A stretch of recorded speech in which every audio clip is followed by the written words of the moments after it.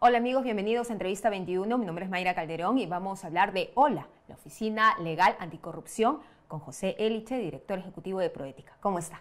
Bien, Mayra, muchas gracias por la invitación. Cuéntenos qué significa OLA. Yo lo dije por las siglas, di una pequeña descripción, se pueden dar una idea, pero tiene un trasfondo mayor.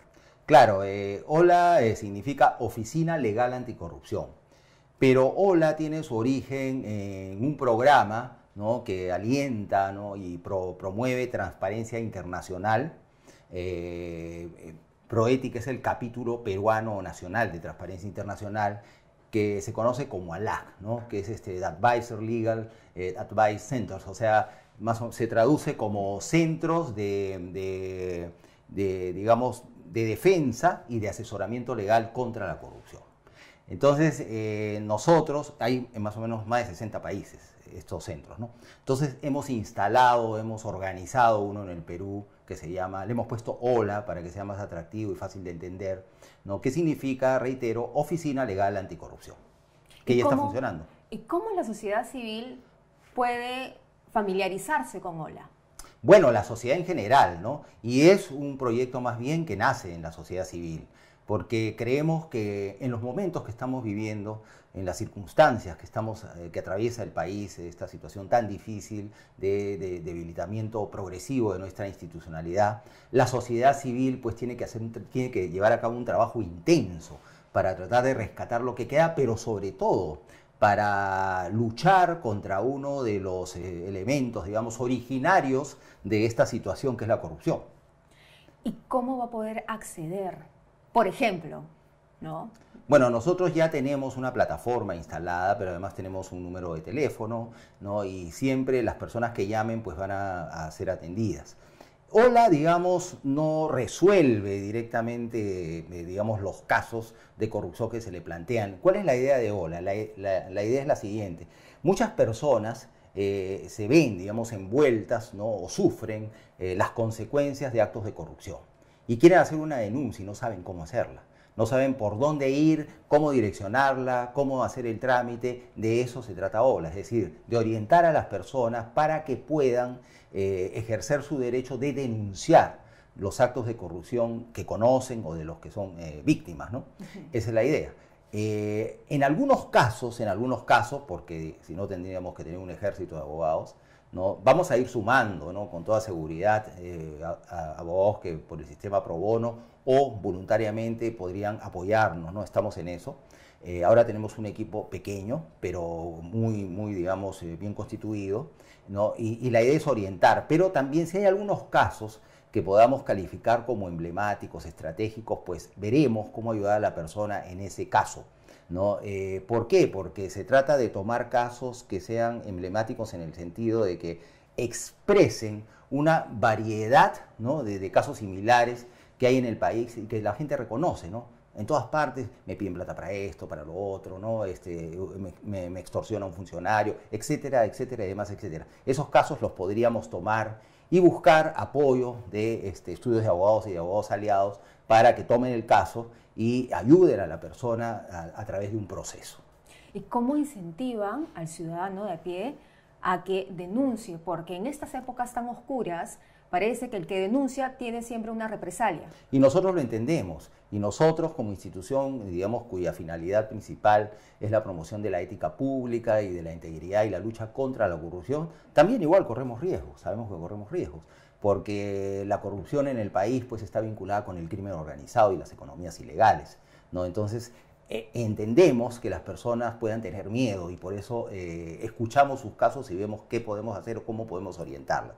Ahora, hay que decirlo, ¿no?, como lo que ha sucedido ahora con la extorsión, ¿no?, y esta suerte de levantamiento del sector transportes que además, al que además se han sumado otros órganos, incluso, ¿no?, empresariales, porque estamos cansados, agobiados por el problema de la corrupción y el crimen. Entonces, si no lo hacemos desde la ciudadanía, y no estoy hablando de partidos políticos, ojalá se compusiera la política, pues, pero eso también está, digamos, cada vez más débil desde el punto de vista institucional. Entonces, si no reaccionamos desde la ciudadanía, pues no vamos a poder transformar positivamente esta situación. Es un poco como que estamos aletargados, como que hemos normalizado la corrupción, la sufrimos, renegamos por ella, quisiéramos que no exista, pero la aceptamos porque creemos, sentimos que no podemos hacer nada. La idea es causar algo así como un gran remesón en la conciencia ciudadana, es decir, la gente que está así tranquila, ¡bum!, de pronto despierta y dice, caramba, ¿qué está pasando acá? Estamos perdiendo el país, estamos perdiendo el Estado de Derecho, vamos a perder alguna vez condiciones que son propias de nuestra libertad, del ejercicio de nuestros derechos fundamentales. Esto no puede ser, ¿no? Y la gente tiene que reaccionar. Y esa reacción se debe traducir pues en esmerarse por votar mejor, informarse quiénes son los candidatos, etcétera, etcétera, ¿no es cierto? Denunciar la corrupción, ¿no? Si tú entregas un sol, es corrupción. Si entregas 1 millón, también es corrupción, ¿no es cierto? La corrupción, digamos, se ha llegado a una definición universal, ¿no? A instancias de transparencia internacional de la corrupción. Y esta puede ocurrir tanto en el sector público como en el sector privado, ¿no es cierto? Cuando alguien recibe poder del sector público, ¿no es cierto?, o dentro del sector privado, y ejerce ese poder contra las reglas, abusa de ese poder para beneficiarse, ahí encontramos la corrupción. Y eso es lo que hay que evitar. Y por supuesto, esto parte, ¿no?, de un referente moral. Primero, distinguir bien entre el bien y el mal. Creo que todos podemos distinguir entre el bien y el mal. El que no quiere, no lo hace porque le interesa hacer el mal para beneficiarse, ¿no? Y generalmente estos son proclives a la corrupción y son los que se corrompen, ¿no? Y también tiene un componente ético. La ética y la corrupción a veces se confunden y hay quienes dicen que son lo mismo. Puede ser, ¿no? Pero nosotros manejamos, digamos, los conceptos diferenciándolos en qué sentido. La moral tiene que ver básicamente con esa distinción entre el bien y el mal. Y la ética tiene que ver, aunque también tiene este componente de la moral, con el sentido del deber. Si tú eres funcionario, debes hacer las cosas como debes. ¿Qué te cuesta? Salvo que tú hayas decidido pues vivir al margen de la ley toda la vida y hacerte rico a instancias del dinero público, ¿no?, y de la reducción de los derechos de las personas. No solamente rendir cuentas, ser tolerante con las críticas, todo, saber escuchar y todo. responder. Cada quien en su, por ejemplo, en el caso del Congreso, el Congreso se le dice el poder legislativo, ese ya es un anacronismo. Todos los parlamentos del mundo legislan de manera principal, pero su función esencial es la representación. Entonces, si la ciudadanía no se siente representada por su parlamento, entonces tenemos una crisis aguda del parlamento, que es una crisis de representación. Y eso es lo que está pasando en el Perú hace años y está empeorando, ¿no? La gente tiene que sentirse representada. Quien ejerce la presidencia de la República debe entender que el ejercicio de su cargo lo hace en representación del pueblo y se debe al pueblo. Entonces, ese es el sentido del deber, ¿no? Entonces, el patrón ético tiene que estar ahí. Como les digo a veces a mis amigos de izquierda, que los respeto muchísimo siempre que sean democráticos, les digo, ¿no? ¿Quieren una revolución? Pues combatamos la corrupción para que vean cómo el país empieza a cambiar favorablemente para todos.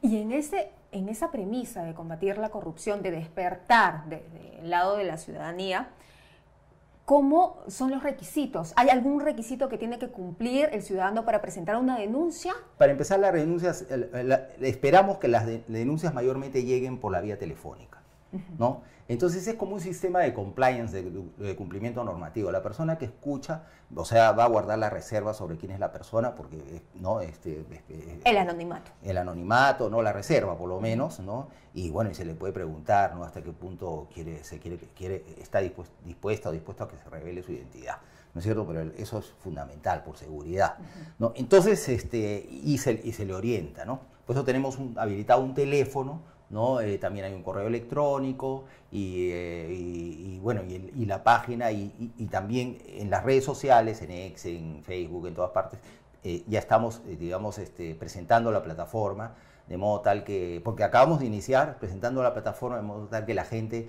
la conozca, bueno, y se vaya haciendo lo suficientemente conocida como para que se use, ¿no? Pero además digamos, del efecto práctico de orientar a cada persona que llame, también queremos lograr, digamos, un efecto, o sea, avanzar, porque no vamos a poner el país de cabeza con una cosa así, pero digamos, avanzar, ¿no?, en la toma de conciencia sobre la gravedad del problema de la corrupción para nuestro país, que es histórico además y es estructural. Tenemos que erradicarlo. Claro, y el acompañamiento, la asesoría legal es vital en ese sentido. Es vital para que la Desde el gente inicio pierda hasta el el miedo, final. para que sepa por dónde ir, ¿no? Y esas cosas. Entonces, nosotros invitamos a las peruanas y a los peruanos que conozcan de actos de corrupción o hayan sufrido o se hayan perjudicado por efectos de actos de corrupción, pues que llamen, que se comuniquen con OLA, con la Oficina Legal Anticorrupción, que recibirán la orientación debida, ¿no? Siempre va a haber, ¿no? Por supuesto, cosas que son difíciles de controlar, como en todos estos, que a veces llaman por cosas que no son corrupción, Claro. que quieren un abogado gratuito para tal cosa, de repente un tema que es entre personas y donde no hay, digamos, elementos de corrupción. Siempre va a haber, ¿no? Estamos, pues, preparándonos para enfrentar todas esas cosas y esperamos que esto crezca, ¿no? Y con el voluntariado, pues, se vuelve un movimiento. Muy bien, ¿nos puede decir los números? ¿A dónde El tienen número. que acudir las personas? Sí, claro. El correo electrónico quizás. El número, sí. El número, ¿no? Es el 944 61 80 84. 944 61 80 84, ¿no? Y tenemos un correo electrónico, ¿no? Que es hola. A ver si me ayudan con el, porque no lo veo acá. Denuncias@hola.pe. Muy bien, entonces ya saben, a todos aquellos que quieran realizar una denuncia contra la corrupción, tienen pruebas, documentos, pueden tener esta asesoría legal en OLA. Ya escuchamos los números, los vamos a poner nuevamente en pantalla para que tome nota. Muchísimas gracias. ¿Comentario final? Muchísimas gracias. Comentario final, hola con todos. Vamos con hola. Vamos Muchas con un gracias. gran hola en la ola contra la corrupción. Muy Gracias, bien. gracias por la Muchísimas entrevista. gracias. Bien amigos, regresamos entonces con más información.